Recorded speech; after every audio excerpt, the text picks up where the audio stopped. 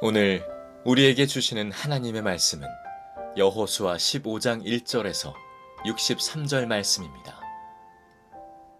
주님께서 여호수아에게 명하신 대로 여호수아가 여분네의 아들 갈렙에게 유다 자손의 분깃 가운데서 아르바에 가지고 있던 성읍 헤브론을 주었는데, 아르바라는 사람은 아낙 사람의 조상이다. 갈렙은 거기에서 아낙의 세 아들 곧 아낙이 낳은 세세와 아히만과 달메를 쫓아내었다. 거기에서 그들은 드빌 주민을 치러 올라갔다. 드빌은 일찍이 기럇 세벨이라고 불리던 곳이다.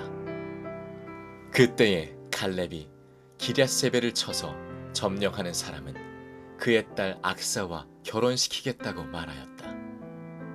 갈렙의 형제 그나스의 아들인 온니엘이 그곳을 점령하였으므로 갈렙은 그를 자기의 딸 악사와 결혼시켰다. 결혼을 하고 나서 악사는 자기의 남편 온니엘에게 아버지에게서 밭을 얻어내라고 재촉하였다. 악사가 나귀에서 내리자 갈렙이 딸에게 물었다. 뭐 더 필요한 것이 있느냐? 악사가 대답하였다. 저의 부탁을 하나 들어주시기 바랍니다. 아버지께서 저에게 이 메마른 땅을 주셨으니 샘 몇 개만이라도 주시기 바랍니다. 그는 딸에게 윗샘과 아랫샘을 주었다. 아멘. 하나님의 말씀입니다.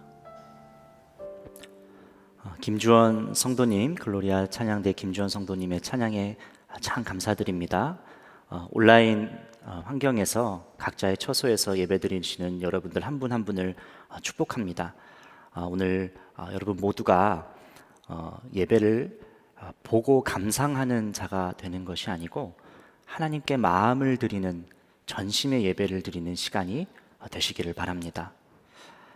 사람은 누구나가 다 안정과 평안함을 추구합니다. 우리가 전쟁이나 질병, 또 기근, 전염병과 같은 위기의 순간에는 우리가 긴장을 하죠.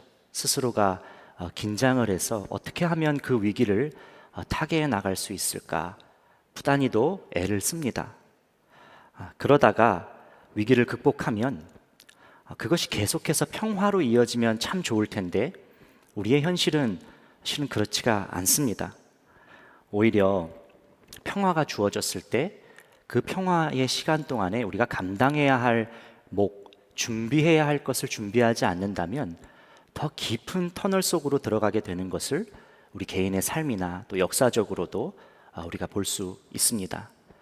조선시대 때 임진왜란이 있었습니다. 그때 나라 전체가 쑥대밭이 되고 많은 사람이 죽고 임금마저도 왕마저도 피난해야 되는 참 비참한 현실을 저희가 겪었습니다. 당시 평화를 얼마나 기다렸겠습니까? 평화를 얼마나 간구했겠습니까? 백성이 중심이 된 의병들의 활약, 수군의 활약, 그리고 국제 정세의 변화로 인하여서 우리가 그토록 원했던 평화를 찾게 되었습니다. 그런데 그 평화로운 시절에 국력을 위해서 준비하고 또 개편해야 할 것들을 하지 못했습니다. 그 결과 40년이 채 지나지 않고 40년을 못 견디고 병자호란, 청나라의 공격을 받게 됩니다. 반복되면 안 되는 역사가 반복된 것이죠. 우리가 이 평화 속에서 피어나게 되는 이 방심, 그 방심을 참 조심해야 되겠습니다. 마귀가 우리 영혼을 무너뜨리는 방법도 우리의 마음을 방심하게 만듭니다. 평화로울 때 계속 될 거야. 이 평화는 계속 지속될 거야. 그렇게 우리를 속삭이고 속입니다. 이런 면에서 가나안에 여전히 정복해야 할 가나안 족속들이 있었다는 것은 이스라엘을 깨어있도록 하는 은혜의 방편도 될 수 있었습니다. 여호수아와 이스라엘 2세대는 가나안 땅에 들어가서 연전연승을 했습니다. 출애굽 후 40년 동안 광야 생활을 하고 이제 가나안에 들어가게 됐습니다. 승리했어요. 집이 없었던 나그네가 이제 나그네 생활을 정리하고 이제 터를 잡고 살아가는 안정된 형편을 생각할 수도 있겠지만 방심할 수 없었습니다. 여전히 싸워야 할 가나안 족속들이 있었기 때문에 그렇습니다. 그런데 양상이 좀 달라졌어요. 연합군 형태로 싸웠던 형태에서 이제는 각 지파별로 각계 전투를 해야 하는 형편이 됐습니다. 가나안은 타락할 대로 타락한 곳이었죠. 이방 신들을 섬기고 많은 우상들을 섬겼습니다. 악한 문화가 가득했던 곳이 바로 가나안 땅이었어요. 도무지 하나님의 백성들인 이스라엘과 섞일 수가 없었습니다. 그래서 망해야 되는, 멸망시켜야 되는 그런 족속, 회복의 가능성이 없는 그런 사람들이었습니다. 하나님의 백성으로 살아가기 위해서는 철저히 가나안을 몰아내야만 했는데 이것이 이스라엘에게는 새로운 과제가 된 것입니다. 르우벤 지파, 갓 지파, 므낫세 반 지파는 요단 동편에 자리를 잡고 살게 되었습니다. 이제 요단 서편 땅을 나머지 지파들이 분깃을 나누어서 이제 살게 되는데 제비를 뽑아서 각자가 살아야 할 땅을 뽑도록 했습니다. 그 첫 번째가 오늘 15장 유다 지파였어요. 유다 지파는 가장 넓고 비옥한 땅을 그렇게 받습니다. 남쪽으로는 가데스 바네아에 이르기까지, 그리고 서쪽으로는 지중해에 이르기까지, 북쪽으로는 이스라엘의 그 예루살렘 남쪽에 이르기까지, 동쪽으로는 요단강 하구와 사해와 맞닿는 곳에 이르기까지 아주 크고 비옥한 좋은 땅을 상속받습니다. 유다 지파는 지파 중에 가장 많은 숫자이기도 했지만 에브라임 지파와 함께 이스라엘 전체에 가장 큰 영향력을 미치고 있는 지파가 유다 지파였어요. 야곱이 죽기 전에 자녀들에게 축복 기도를 해주는데 에브라임에게는 장자의 명분을 허락하고, 그리고 유다에게는 통치권을 허락합니다. 그 말씀이 창세기 49장 10절 말씀이에요. 통치자의 주의봉이 자손이 만대까지 이르고 권능으로 그 자리에 앉을 분이 오실 것이다. 실제로 이 말씀대로 다윗 왕을 비롯해서 이스라엘의 수많은 왕이 유다 혈통으로부터, 유다족 속으로부터 나오게 되었고, 결국 메시아이신 예수 그리스도까지 유다 지파에서 나왔습니다.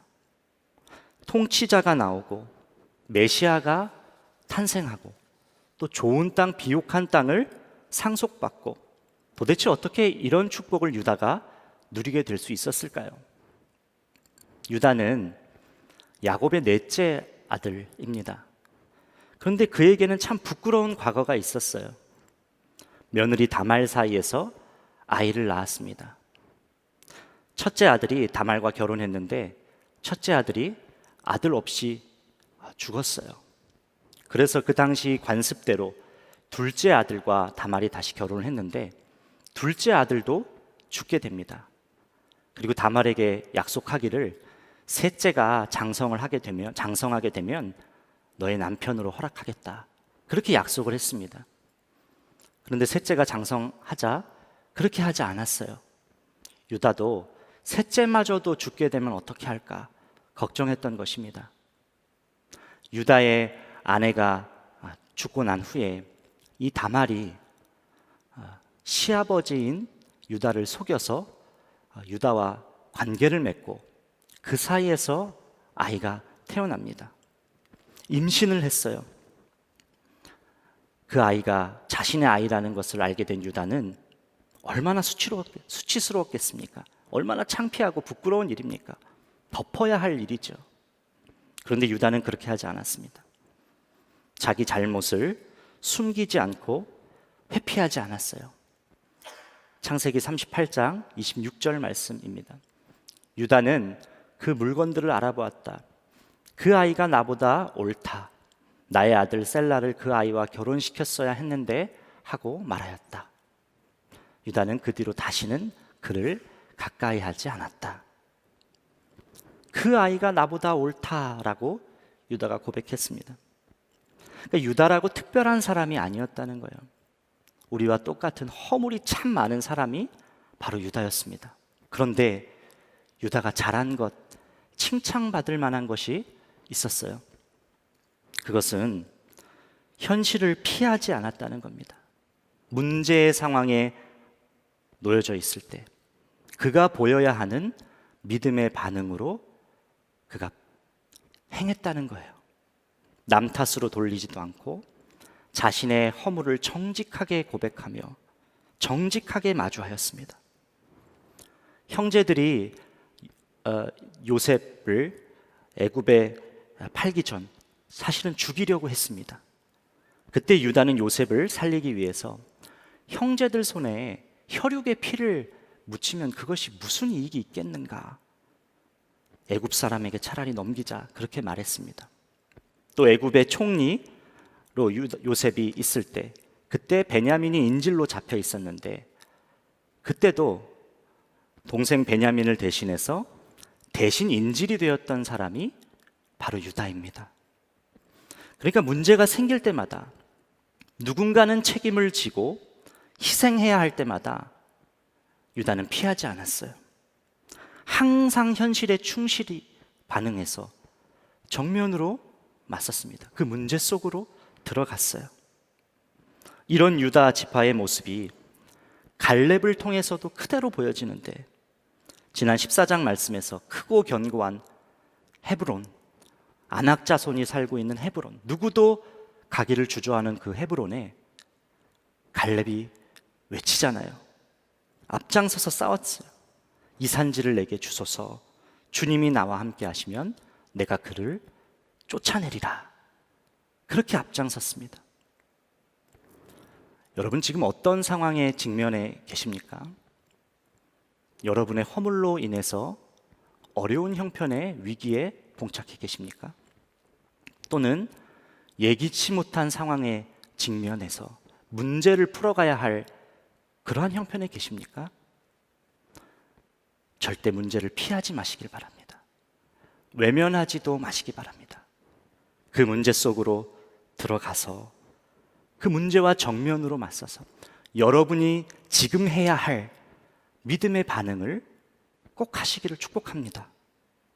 그것이야말로 전에 잘못했던 것을 지금이라도, 지금 이 순간이라도 바로잡을 수 있는 비결입니다. 어쩌면 당장의 선택으로 인해서 눈에 보이는 어떤 현상이 나타나지 않을 수도 있습니다. 그러나 나의 삶을 주님이 인도하고 계심을 깨닫게 되는 결정적인 선택, 결정적인 순간이 지금 믿음에 반응하는 그때였음을 여러분이 반드시 알게 될 것입니다. 말씀을 계속해서 보다 보면 헤브론을 점령하는 갈렙의 이야기를 볼 수가 있는데, 14절 15절 말씀에 갈렙은 거기에서 아낙의 세 아들 곧 아낙이 낳은 세세와 아히만과 달메를 쫓아내었다. 거기에서 그들은 드빌 주민을 치러 올라갔다. 드빌은 일찍이 기럇세벨이라고 불리던 곳이다. 헤브론에서 기럇세벨로 도망하는 이 세 사람들이 있었다는 거예요. 아낙 자손들 세세와 아히만과 달메. 여러분, 이들은 실은 45년 전에 갈렙이 모세의 명령에 따라서 가데스 바네아에서 12정탐꾼 중 한 명으로 그 땅을 정탐했을 때 헤브론에 이미 있었던 자들입니다. 갈렙이 봤던 사람들이에요. 민수기 13장 22절 말씀에 그들은 또 네게부 지방으로 올라가 헤브론에 이르렀다. 거기에는 아낙 자손인 아히만 부족과 세세 부족과 달메 부족이 있었다. 45년 전 젊었었던 갈렙, 그 젊은 시절 그 모세의 명령에 따라서 가나안 땅 헤브론을 정탐하고 돌아와서 보고했던 그 12정탐꾼 중 한 명이었던 갈렙의 외침이 어떤 것이었죠? 올라갑시다. 우리가 올라가면 능히 그 땅을 차지할 것입니다. 반드시 그 땅을 점령하게 될 것입니다. 하나님을 신뢰하는 갈렙의 그때 당시의 외침이었어요. 그런데 그 외침을 누구도 주목해 주지 않았어요. 45년 전에는 사람들에게 무시당하고 비주류, 소수의 아주 극소수의 외침이었습니다. 힘이 없는 목소리처럼 들렸어요. 여러분, 그런데 지금 어떤 일이 일어나고 있습니까? 갈렙이 믿음으로 고백했던 그 일이 45년 뒤에 현실로 지금 일어나고 있는 것 아닙니까? 도망가는 세세와 아히만과 달메를 보면서 갈렙이 심정이 어땠을까요? 갈렙이 어떤 마음이 들었을까요? 놀라운 은혜구나, 이것을 깨달았을 것 같아요. 그 기골이 장대한 아낙 자손들, 그때 그들을 보고 했었던 고백, 선포, 나의 믿음, 주님이 다 보고 계셨고 주님이 다 듣고 계셨구나. 그들은 우리의 밥입니다. 주님이 함께 하시니 우리의 밥입니다. 이 외침을 주님이 다 듣고 계셨구나. 그것을 깨닫지 않았겠습니까? 오직 갈렙과 하나님만 아는 스토리가 생긴 것이죠. 누구도 알 수 없는 이야기죠. 오직 갈렙과 하나님밖에 알지 못하는. 여러분, 이것이야말로 믿음의 여정을 살아가는 사람들에게 허락된 하나님의 은혜요 복입니다. 주님과 나만의 스토리가 만들어져요. 주님과 나만 알 수 있는 그 이야기들이 계속해서 생깁니다. 주님은 우리에게도 이 은혜를 계속해서 베풀어 주시기를 원하세요. 믿음의 분투를 하며 살고 있는 오늘 여러분들에게 주님은 이 음성을 들려주기를 원하세요. 내가 다 안다. 너의 믿음을 받고 네가 무시당하는 것도 받고 너의 멸시도 너의 외침도 너의 작은 소리 하나하나도 내가 다 들었다. 내가 다 안다. 그러니 걸어가라. 담대하게 상황을 직면해서 용기를 갖고 걸어가라. 오늘 우리에게도 이 말씀을 주님이 동일하게 하시고 있다라고 저는 확신합니다. 하나님은 직접 우리 인생의 저자가 되어 주셔서 우리 각자의 인생의 스토리를 계속해서 써내려 가십니다. 때로는 문제를 만나기도, 고통을 겪기도 하죠. 어떤 때는 기다림의 시간을 오랫동안 지나가야도 합니다. 그런데 주님이 써내려 가시는 우리 인생의 결국은 다 표현할 수 없는 주님의 은혜요, 한량없는 감사만이 남게 됩니다. 오늘은 8월 15일 광복절이죠. 일제강점기 때 친일 세력들이 있었잖아요. 나라를 팔고 일왕에게 자기받는 그것을 가문의 영광으로 여기고 또 우리 동포들을 핍박하고 권력에 빌붙어서 갖은 횡포를 부리고 그랬던 사람들이 얼마나 많이 있었습니까? 1945년 해방 후에 그들은 이렇게 고백해요. 이렇게 해방이 빨리 될지 몰랐다. 얼마나 부끄럽고 비참한 그런 변명입니까? 얼마나 현실을 피해서 적당히 타협한 사람들의 변명입니까? 그 결과 자기들의 부끄러운 과거를 숨기기에 급급하고 후손들에게까지 계속해서 그 영향력이 미쳐집니다. 그런가 하면 우리 민족을 위해서, 나라를 위해서 항거하고 투쟁했던 독립투사들도 계셨습니다. 감리교 신석구 목사님, 독립선언서에 33인 그 서명에 참여하셨던 그 목사님이십니다. 처음 동료 목회자로부터 3.1운동 민족 대표 참여를 권면받았을 때 이분이 주저하셨다고 해요. 두 가지 이유였는데, 교역자가 정치 참여를 해도 되는 것일까? 또 하나는 다른 종교와 연합해서 이 일을 해야 하는 것이 맞을까? 이 두 가지가 걸려서 바로 선뜻 대답하지 못하셨다고 합니다. 그런데 그분이 늘 결정했던 그 패턴, 하나님께서 주시는 마음, 기도해보고 하나님의 뜻이면 그렇게 해보자. 그렇게 해서 이 제목을 가지고 기도를 한참을 하시는데, 어느 날 새벽 주님의 뜻을 따르기로 그렇게 결정을 하셨어요. 새벽에 이런 하나님의 음성이 들렸다 그래요. 4,000년을 내려오던 강토를 네 대에 와서 잃어버린 것이 그게 참 무거운 죄인데, 찾아올 수 있는 기회조차 그 기회를 찾아보려고 힘쓰지 아니하면 그거보다 더 큰 죄가 어디 있겠느냐. 주님이 목사님의 마음에 이 음성을 들려주셨대요. 이 음성을 듣고 즉시 결정해서 독립선언서 33인의 대표 중에 마지막으로 신석구 목사님의 이름이 들어가게 됩니다. 신석구 목사님은 그날의 의지를 자서전에 이렇게 기록하고 계세요. 곧 독립이 되리라고는 믿지 않았다.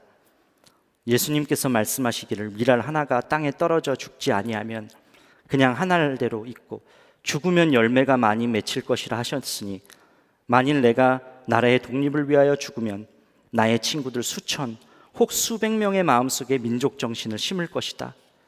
혹 친구들이 마음에 못 심는다 할지라도 내 자식 3남매 마음속에는 내 아버지가 독립을 위하여 죽었다는 기억을 끼쳐주리니 이만 해도 족하겠다 생각했다. 그렇게 민족 대표로 참석하신 후에 일본 순사들에 의해서 체포되시고 2년이 넘는 기간을 감옥에서 보내게 되십니다. 그 감옥에 잡히기 전 조사관이 신석구 목사님에게 질문을 했어요. 피고는 조선의 국민성을 잃지 않고 있다가 기회만 있으면 조선 독립을 계획하려고 그렇게 지금도 생각하고 있는가? 그렇게 물었어요. 그 검사의 질문에 항상 그러한 생각만 하고 있습니다. 대답했어요. 나는 추록 후에도 독립운동을 할 것입니다. 소신을 굽히지 않고 담대하게 말하셨어요. 그 후로도 심사참배를 거부하고 믿음을 끝까지 지키면서 결국 그렇게 꿈에 그리던 해방을 감옥에서 맞이하게 되셨습니다. 얼마나 그것이 감격이었을까요? 근데 목사님이나 친일파 세력들이나 독립이 빨리 되지 않을 것이다, 이 생각은 같았어요. 그런데 어떤 것이 이렇게 다른 결과를 초래하게 된 것일까요? 믿음이 달랐던 것이죠. 주님이 원하시는 것을 선택하겠다는 그 믿음이 전혀 다른 결과를 만들어냈습니다. 해방의 그날을 맞이했을 때 너무나도 다른 결과가 나타나게 됐죠. 목사님의 믿음은 지금까지도 많은 신앙인들에게 귀감이 됩니다. 여러분, 주님이 써내려 가시는 그 스토리 속에 우리가 보여야 할 것은 믿음입니다. 끝까지 믿음으로 걷는 그것이 이야기의 완성을 볼 수 있는 열쇠라는 사실을 꼭 기억하셔야 됩니다. 비록 지금 당장 초라해 보이고 누구도 귀를 기울여 주지 않고 사람들 멸시, 무시 가운데 있다고 할지라도, 내 인생이 구겨져 있는 그러한 인생인 것 같아 보일지라도 주님으로부터 시작된 결단이고 그것이 나의 사명이라고 한다면 결국 나의 믿음의 반응을 통하여서 주님은 우리 인생의 놀라운 종착지로 우리 각자를 인도해 주실 것입니다. 갈렙은 안악 자손을 계속해서 추격했습니다. 끝까지 추격했어요. 그런데 갈렙 자신이 직접 기럇세벨로 가지 않고 기럇세벨을 점령하는 자에게 자기 딸 악사와 결혼시키겠다 이렇게 공포하며 다음 세대에게 기회를 주었습니다. 그때의 갈렙이 기럇세벨을 쳐서 점령하는 사람은 그의 딸 악사와 결혼시키겠다고 말하였다. 갈렙의 마음이 이랬을 것 같아요. 하나님을 신뢰하며 살았던 그 삶, 그 경험, 그것이 그대로 다음 세대에게도 이어지기를 바라는 마음이 간절했을 것 같습니다. 사위 삼을 사람도 어떤 문제가 나타났을 때 회피하거나 방관하는 사람이 아니고 믿음으로 직접 문제 속으로 들어가는 사람, 그 사람을 원했습니다. 바로 온니엘이 그랬죠. 온니엘은 기럇세벨을 점령했고 악사와 결혼했어요. 그리고 나중에 이스라엘을 이끄는 첫 사사가 됩니다. 이스라엘이 위기 속에 있을 때 메소포타미아 왕 구산 리사다임으로부터 이스라엘을 구원합니다. 자연스러운 세대 교체가 일어나게 되는 본문이 또 오늘 말씀인 것 같아요. 모세의 뒤를 이어서 여호수아 갈렙에게 넘어왔던 그 바통이 이제 가나안 땅을 살아가면서 다른 이들에게, 다음 세대들에게 넘어가고 있는 것이죠. 그때가 온 것이죠. 갈렙이 사위를 찾을 때 상황을 피하지 않고 믿음으로 반응하는 그 용기 있는 자들을 찾았어요. 그 사람을 찾았습니다. 여러분, 우리의 다음 세대들은 어떤가요? 지금 우리의 다음 세대들은 어떻죠? 저는 청년 목회를 하고 있습니다. 모두 어려운 시기를 보내고 있는데 제가 느꼈을 때는 청년들이 정말 어려운, 그 중에서도 어려운 시기를 보내고 있는 것 같습니다. 경쟁은 어느 때보다 치열해요. 그런데 기회 자체는 거의 많이 줄어들었어요. 별로 없어요. 대물림 현상이 뚜렷해져서 금수저를 물고 태어나지 않은 청년들에게는 박탈감이 기본적으로 깔려 있습니다. 열심히 노력해서 꿈을 이루면 되지 않냐? 그러면 되지 않냐? 이 말 자체가 청년들에게는 그냥 폭력이 돼버렸어요. 왜요? 이미 청년들은 열심히 살고 있거든요. 이미 굉장히 노력하고 있거든요. 수많은 사람이 목표를 향해 경쟁하지만 바늘구멍 같은 극소수만, 아주 작은 인원만 그 결과를 얻습니다. 이런 사회와 시대 속에서 압박을 느끼고 있는 세대가 바로 청년 세대예요. 그러면서 청년들이 이 땅에서 믿음으로 직면하고 나아가게 되는 그 용기, 신앙의 담대함, 그것을 갖기가 참 어려운 때인 것 같습니다. 마음에 병이 든 청년들은 또 얼마나 많은지 몰라요.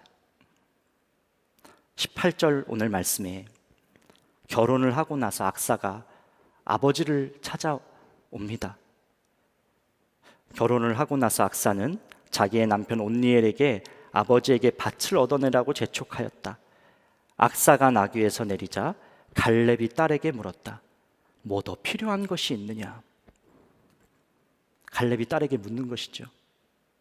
저는 이 묻는 장면, 18절 말씀을 보면서 다음 세대에게 꼭 필요하고 반드시 남기고 전해야 할 그런 것이 있다라는 마음의 확신이 강하게 들었어요. 여러분, 다음 세대에게 꼭 남기고 싶은 것이 어떤 것입니까? 무엇을 전해주고 싶으십니까? 자녀에게 이것만큼은 내가 꼭 줘야지 하는 그것이 무엇입니까? 아버지에게 더 달라고 재촉하려고 갔던 사실 악사와 온니엘의 모습이었는데, 자녀가 말을 꺼내기도 전에 갈렙이 먼저 물어요. 뭐 더 필요한 거 있니? 이 마음이 우리 부모의 마음이죠. 줄 수만 있으면 다 주고 싶은 마음. 여러분, 풍요로운 삶을 물려주고 싶으십니까? 자녀들에게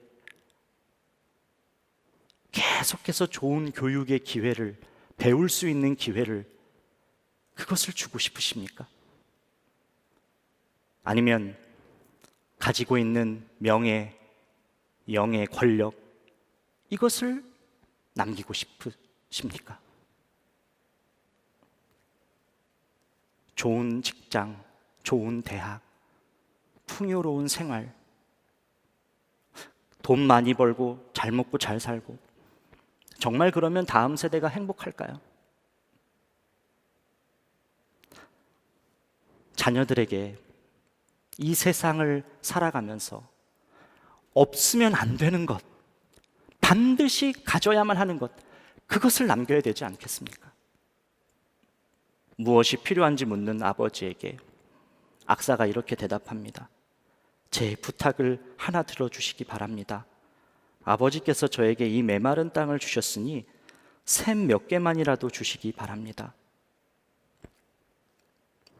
제 부탁을 들어주세요. 저에게 샘 몇 개를 주세요. 물론 악사가 지금 아버지에게 자신이 필요한 샘, 물이 없기 때문에 살아갈 수 있는 샘을 지금 달라는 요청을 하고 있는 것이지만, 저는 이 말이 참 구슬프게 들렸어요. 참 슬프게 들렸어요. 악사의 지금 요청이 지금 이 시대의 다음 세대, 청년 세대, 청소년 세대, 우리 아이들, 그 아이들의 울부짖음, 부르짖음처럼 들려요.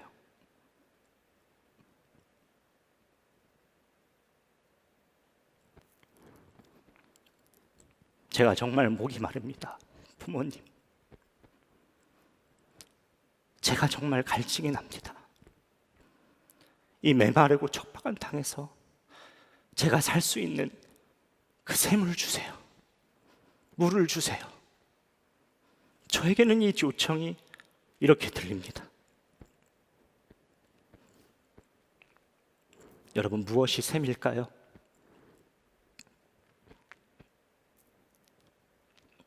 다음 세대에게 필요한, 반드시 있어야 할 것은 무엇일까요?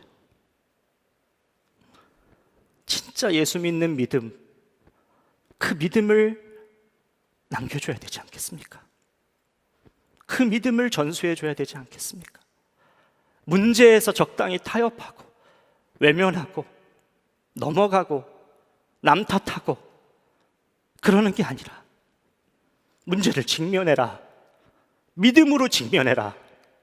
믿음을 잃지 말아라. 그 믿음을 우리가 남겨야 되지 않겠습니까? 인생의 성패는 어떤 보이는 성과에 따라 결정되는 것이 아니란다. 주님께 붙들려 있는 것이 너 인생을 좌우한단다. 이것을 남겨야 되지 않겠습니까? 풍요로움, 돈, 권력, 이것이 너의 인생의 스토리를 쓰는 것이 아니란다. 내 인생은 주권자이신 하나님께서 쓰시는 거야. 하나님이 너의 인생의 스토리를 만들어 가셔. 그것을 남겨야 되지 않겠습니까? 너의 허물, 너의 잘못, 너의 죄악 피하지 말아라. 잘못했으면 정면으로 응시하라. 잘못했으면 그 상황을 직면해서 네가 지금 해야 할 믿음의 반응을 보여야 한단다. 그것을 가르치고 전수해야 되지 않겠습니까? 이 말씀이 가나안을 살아가는 다음 세대들에게, 또 우리에게 하시는 주님의 음성이라고 저는 믿습니다. 사랑하는 성도 여러분, 이 일에 여러분이 먼저 믿음을 가진 여러분들이 증인으로 서주시기를 바랍니다. 증인이 있어야 그 사람을 보고 따라하죠. 증인이 있어야 그 사람을 보고 배우죠. 여러분이 그 일의 증인이 되어주세요. 지금 어떤 상황에 놓여 계십니까? 용기를 잃지 마시기를 바랍니다. 아무것도 보이지 않고 아무것도 들리지도 않고 때로는 누가 나를 무시하고 모멸감을 느끼게 한다고 할지라도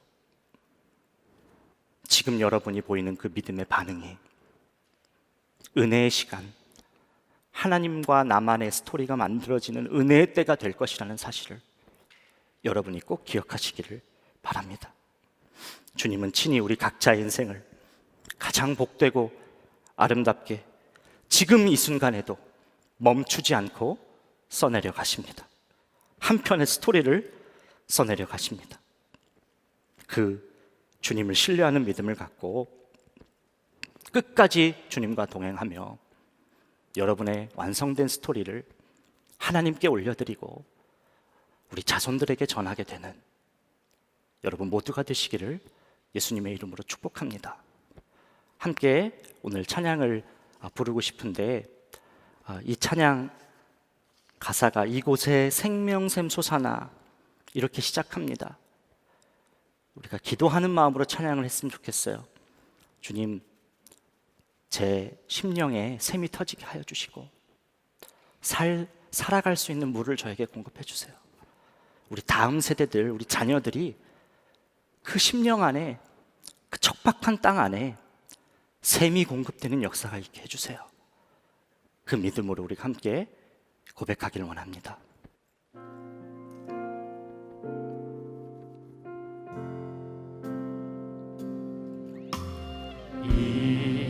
이곳에 생명샘 솟아나 눈물 골짜 지나갈 때 멋잖아 열매 맺히고 웃음소리 넘쳐나리라. 그날의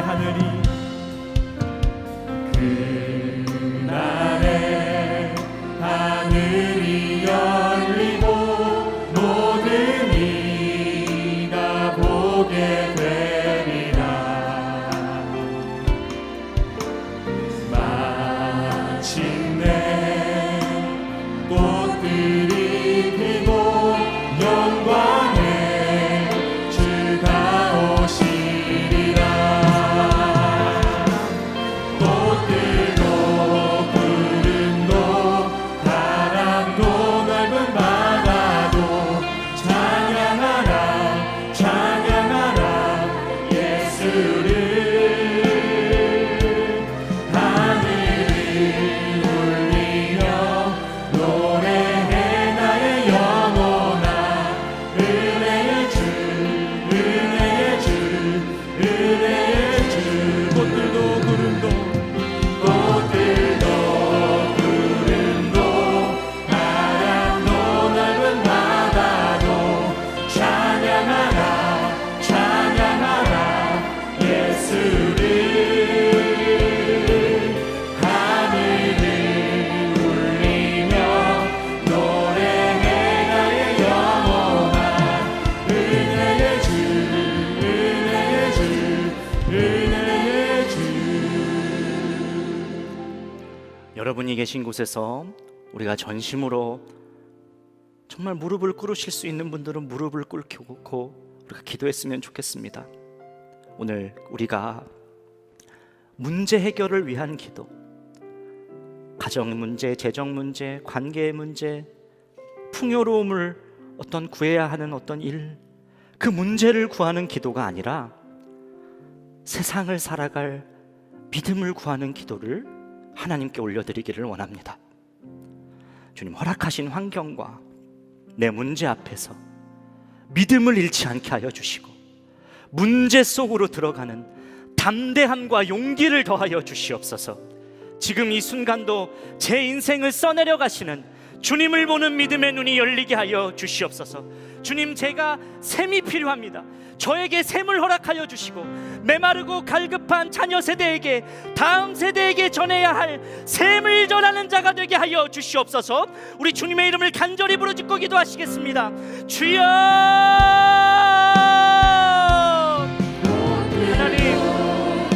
하나님 아버지, 주님을 찬양합니다. 주님, 하나님, 오늘 우리가 구하는 것 다른 어떤 것이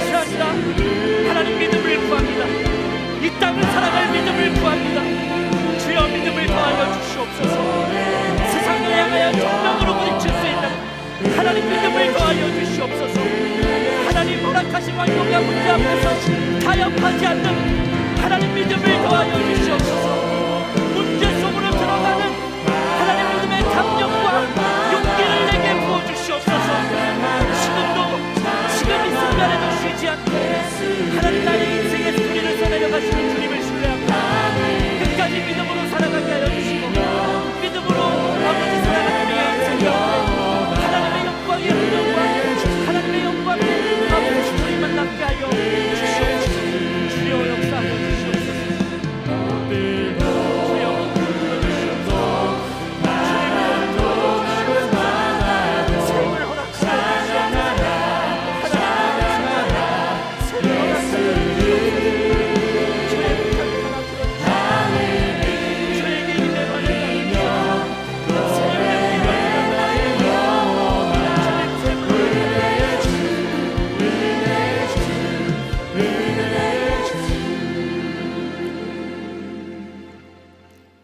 좋으신 하나님 아버지를 찬양합니다.